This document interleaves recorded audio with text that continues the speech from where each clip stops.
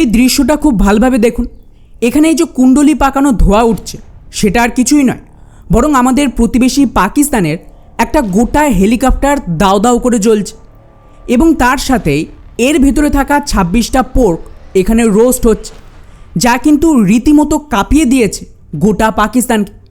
কারণ এই যে পুরো ঘটনাটা ঘটেছে, এটা পিওকের ভেতরে ঘটেছে, যেখানে নির্বিচারে পাকিস্তানের সেনাবাহিনী ওখানকার সাধারণ মানুষের রীতিমতো গণহত্যা করছিল।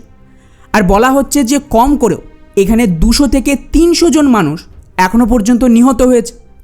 যদিও আল জাজিরা থেকে শুরু করে বিবিসির মতো ইন্টারন্যাশনাল মিডিয়াগুলো দেখুন, এরা কিন্তু এই পুরো বিষয়টিকে ডাউন প্লে করার চেষ্টা করছে।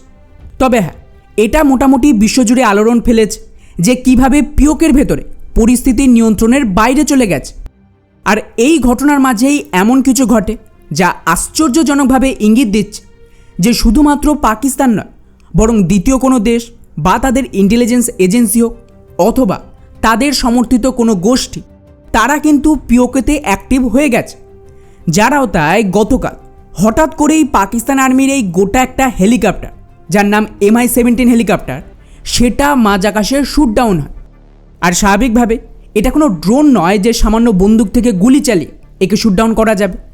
এর জন্য রকেট লঞ্চার বা অ্যান্টি এয়ারক্রাফট সিস্টেম তো চায়, যা পিওকের মতন জায়গায় পাওয়া খুবই মুশকিল। এখানে না বালুচরা রয়েছে, না টিটিপি রয়েছে। তাহলে গতকাল ঠিক কী ঘটেছিল এবং কারা পাকিস্তানের বিরুদ্ধে গিয়ে একটা ছায়াযুদ্ধ শুরু করেছে এবং এভাবে পিওকের ভেতরে ঢুকে পাকিস্তান আর্মির হেলিকপ্টার সহ 26 জনকে 72 হুডের কাছে পৌঁছে দিল, সবটাই জানবো আজকের এই ভিডিওতে। তো যেমনটা গতকাল আপনাদের জানিয়েছিলাম এবং বিভিন্ন ভিডিও দেখিয়েছি যে কিভাবে পিওকের লড়াই এই মুহূর্তে মারাত্মক রূপ নিয়েছে, আর কোনোভাবেই ওখানকার সাধারণ মানুষ পাকিস্তানের সামনে সারেন্ডার করতে রাজি হচ্ছেন।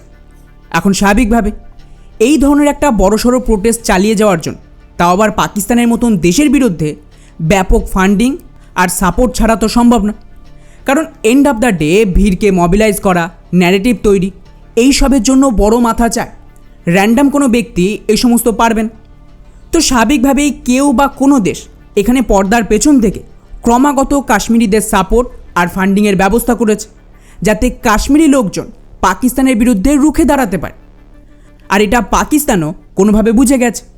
আর আমি গতকাল তো সাফ বলেছিলাম, যে মুহূর্তে এখানে পরিস্থিতি পাকিস্তানের নিয়ন্ত্রণের বাইরে চলে যাবে, তখন কিন্তু পাকিস্তানের সেনাবাহিনী এর থেকে নজর ঘোরাতে হয় ভারতের সাথে, না হলে অন্য কোনো দেশের সাথে বিবাদ শুরু করবে, যাতে পিওকের বিষয়টিকে ধামাচাপা দেওয়া যায়। আর এক্স্যাক্টলি তাই হয়েছে। গতকাল আমার ভিডিও আপলোডের ঠিক পরে আরেকটা খবর আসে, যেখানে পাকিস্তানের সেনাবাহিনী অল অফ সাডেন আফগানিস্তানের ভেতরে ঢুকে ওদের ওপরে বম্বিং করে দিয়েছে, যেখানে ওদের বায়ুসেনা 2 থেকে 3টে জায়গায় এলো পাথারি এয়ার স্ট্রাইক করে, যাতে বলা হচ্ছে কম করেও 26 জনের বেশি সাধারণ আফগান মানুষ, যার মধ্যে ছোট ছোট বাচ্চা এবং মহিলারা পর্যন্ত রয়েছে, তারা এই হামলায় মারা পড়ে। ব্যাস, ইন্টারন্যাশনাল মিডিয়ার পুরো নজর কাশ্মীর থেকে সরে আফগানিস্তানে চলে যায়। আর পাকিস্তানের ভেতর যে একটা ন্যারেটিভ তৈরি হচ্ছিল কাশ্মীরকে নিয়ে, তাকে আফগানিস্তানের দিকে শিফট করিয়ে দেওয়া হয়। ফলে স্বাভাবিকভাবে পাকিস্তান যেহেতু হামলা চালিয়েছে আফগানিস্তানের ভেতর, তো পাল্টা আফগানিস্তানও এর জবাব দেবে। আর এমনটা হলে পাকিস্তান আর আফগানিস্তানের সীমান্তে একটা নতুন লড়াই শুরু হয়ে যাবে। কিন্তু তার মাঝেই খেলায় একটা টুইস্ট আসে। গতকাল এখানে যখন পাকিস্তান আফগানিস্তানে হামলায় ব্যস্ত ছিল, ঠিক তখনই ওদিকে পিওকের ভেতর আরেক কাণ্ড ঘটে যায়। এখানে পাকিস্তান সেনাবাহিনীর MI-17 হেলিকপ্টার, যেটা মিডিয়াম ক্যাটাগরির রাশিয়ান ট্রান্সপোর্ট হেলিকপ্টার, তা শ্যুটডাউন হয়ে যায়। হ্যাঁ, শ্যুটডাউনই হয়, কোনো ক্র্যাশ করেনি। পাকিস্তান বলছে এটা পিওকেতে মোতায়েন ছিল, যা কোনোভাবে টেকনিক্যাল সমস্যার জন্য ক্র্যাশ করে। অথচ বেশ কিছু কাশ্মীরি লোকজন যারা পিওকেতে রয়েছে, তারা উল্টো দাবি করছে। তারা দাবি করে যে এই হেলিকপ্টার বেসিক্যালি অতিরিক্ত সেনা ঘাঁটিতে মোতায়েন করছিল, আর সেই সময় এই হেলিকপ্টার লক্ষ্য করে ফায়ারিং হয়। এখন এটা সত্যি বলতে ভেরিফাই করা তো খুব মুশকিল, কারণ ওখানে এক্স্যাক্টলি কী হয়েছিল, কী ধরনের পরিস্থিতি ছিল আমরা জানি না, আর পাকিস্তান তো সত্যি কথা বলবে না। কিন্তু যদি এই ক্লেমটা সত্যি হয়, এটা কিন্তু পাকিস্তানের জন্য ভয়ঙ্কর ব্যাপার। কারণ হেলিকপ্টার শ্যুটডাউন করার জন্য যে সমস্ত ম্যান পোর্টেবল সিস্টেম চায়, তা যদি পিওকের ভেতরে পৌঁছে গিয়ে থাকে এবং তাকে ব্যবহার করা হয় পাক সেনাদের বিরুদ্ধে, তার মানে স্পষ্ট, এখানে কাশ্মীরিদের নতুন কোনো সংগঠন তৈরি হয়েছে যাদেরকে মোবিলাইজ করা হচ্ছে পাকিস্তানের বিরুদ্ধে লড়াইয়ের জন্য। আর হয়তো এই কারণে পিওকেতে লোকজন এতটা অ্যাগ্রেসিভভাবে এখনও টিকে আছে পাকিস্তানের বিরুদ্ধে।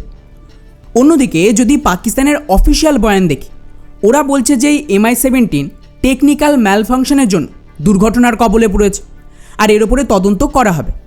তো এই মুহূর্তে প্রথমে পিওকেতে দাঙ্গা প্রদর্শন, তারপর আফগানিস্তানে হামলা, আর এখন পাকিস্তানের হেলিকপ্টার ক্র্যাশ। প্রতিটা ঘটনা কোথাও না কোথাও ইন্টারকানেক্টেড, আর তাই যে কোনো মূল্যে পাকিস্তানের সেনাবাহিনী পিওকে থেকে নজর ঘুরিয়ে আফগানিস্তানের দিকে নিয়ে যেতে চাইছে। আর তার জন্য তো ওরা একটা বড়সড় যুদ্ধ করতেও রাজি। ফলে স্বাভাবিকভাবে প্রশ্ন তো উঠবে যে এখানে আসল রহস্যটা কী। ওয়েল, টু বি অনেস্ট, এর পেছনে আমার ধারণা দুটো সম্ভাবনা থাকতে পারে। প্রথমত, পাকিস্তান তো বুঝে গেছে পিওকেতে যা হচ্ছে তা কিন্তু আগামী দিনে আরও ভয়ঙ্কর রূপ নেবে। সেক্ষেত্রে ওরা মেবি ওখানে আরও বড় গণহত্যা টাইপের কিছু করবে। আর তার জন্যই আফগানিস্তানের সীমান্তে একটা যুদ্ধ চাইছে, যাতে গোটা বিশ্বের নজর পিওকে থেকে সরিয়ে আফগানিস্তানে রাখা যায়। আর স্বাভাবিকভাবেই আমেরিকা আফগানিস্তানে ইন্টারেস্টেড, তো হতে পারে পাকিস্তান আমেরিকা থেকেও কিছু সাপোর্ট পেল বা ট্রাম্পের কাছ থেকে কিছু সাপোর্ট পেল, যাতে পুরো ন্যারেটিভটা কাশ্মীর থেকে সরিয়ে আফগানিস্তানে আনতে পারে। এতে পিওকের ভেতরে যা কিছু হবে তা কিন্তু কেউ জানতে পারবে না বা তার ওপর গোটা বিশ্ব নজরই দেবে না। আর দ্বিতীয় সম্ভাবনা রয়েছে যে পিওকের ভেতর আমরা যতটা ভাবছি তার তুলনায় পরিস্থিতি আরও খারাপ এবং হয়তো পাকিস্তান এখানে নিয়ন্ত্রণ হারিয়ে ফেলেছে। আর কোনোভাবে তারই প্রতিফলন ছিল এই হেলিকপ্টার শুটডাউন বা ক্র্যাশ, যা কিছু হতে পারে। আর হয়তো পাকিস্তানের সেনাবাহিনী বুঝে গেছে যে আজ না হোক কাল পিওকেতে ওদের বড়সড় সারেন্ডার হবে। এমন অবস্থায় ওরা নিজেদের মুখ বাঁচাতে আফগানিস্তানের ফ্রন্টকে খোলা রাখছে, যাতে আফগানদের ওপর হামলা করে সাধারণ মানুষ মারলে তালিবানের জবাব দিতে পাল্টা অ্যাটাক করবে। এমন অবস্থায় পাকিস্তানের সেনাবাহিনী এই পুরো ব্লেম তালিবানদের ওপর এবং পাকিস্তানের ভেতরে থাকা প্রো টিটিপি বা বালুচদের ওপর চাপিয়ে দেবে এই বলে যে আমরা তো এদের সাথে লড়তে ব্যস্ত ছিলাম, তাই পিওকেতে পরিস্থিতি ঠেকানো যায়নি। আর এক্স্যাক্টলি সেম কাজ ওরা 1971 সালেও ন্যারেটিভ বিল্ডিংয়ে করেছিল।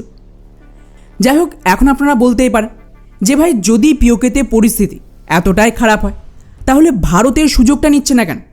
ওয়েল, টাইমিং খুব গুরুত্বপূর্ণ। গ্রাউন্ড যতক্ষণ না শক্ত হচ্ছে আপনি তার উপর ঝাঁপিয়ে পড়তে পারেন না, এতে লস আপনার হবে। এই মুহূর্তে পাকিস্তান যা যা করছে পিওকের ভেতরে, এটা ভারতের জন্য সুবিধা এনে দেবে যে ওখানকার লোকাল কাশ্মীরি যারা এত বছর পাকিস্তানের পা চাটত তারা তার ফল পাচ্ছে, এবং এটা কিন্তু ওদেরকে পুশ করবে পাকিস্তানের বিরুদ্ধে একসাথে রুখে দাঁড়াতে। আর যখন পরিস্থিতি সম্পূর্ণ পাকিস্তানের বিরুদ্ধে চলে যাবে, প্রতিটা কাশ্মীরি ময়দানে চলে আসবে, নিজের ইচ্ছায় লড়বে, তখন ভারত মিলিটারি অপারেশনকে চুজ করতে পারে। আর তার আগে যদি আমরা তাড়াহুড়ো করে ইন্টারফেয়ার করি, সেটা আমাদের বিরুদ্ধে চলে যাবে। পাকিস্তান তো ন্যারেটিভ তৈরি করবে যে এতে ভারতের ষড়যন্ত্র আছে। এবং এখনও আপনি মানুন বা নাই মানুন, পিওকের ভেতর একটা বড় ফ্র্যাকশন এমন আছে যারা চরম হিন্দু বিদ্বেষী আর গাজওয়ায় হিন্দের স্বপ্ন দেখে। তো তাদের মদতে পাকিস্তান পুনরায় এখানে একটা সাপোর্ট গড়ে তুলবে। তো পরিস্থিতি আরেকটু মজে উঠুক, প্রতিটা পিওকের মানুষ পাকিস্তানের আসল রূপ দেখুক, তার সাথে তুলনা করুক ভারত কাশ্মীরে কতটা ভালো কাজ করেছে, এবং তারপর অ্যাকচুয়ালি আমাদের হস্তক্ষেপ করা উচিত। আর ততদিনে পেছন থেকে ফান্ডিং দেওয়া বা ইন্টেলিজেন্স দিয়ে ওদেরকে পাকিস্তানের বিরুদ্ধে মোবিলাইজ করায় বুদ্ধিমানের কাজ। এতে সুবিধা হলো অ্যাকচুয়ালি যখন পিওকের সময় আসবে, আমরা পাকিস্তানের সেনাবাহিনীকে তো একদিনেই সারেন্ডার করাতে পারব, কিন্তু তার সাথেই পিওকে হ্যান্ডওভারের দরুন লোকাল লেভেলে আমাদের বিরোধ ফেস করতে হবে না, যেটা স্বাভাবিকভাবে কম খরচ সাপেক্ষ আর কম লসের ডিল। তো দেখা যাক পরিস্থিতি আর কতটা মারাত্মক হয়, এবং সত্যিই পিওকেতে আরও হেলিকপ্টার শুটডাউন বা এই ধরনের কোনো অ্যাটাক হয় কিনা, তবেই কিন্তু বিষয়টা আরেকটু পরিষ্কার হবে।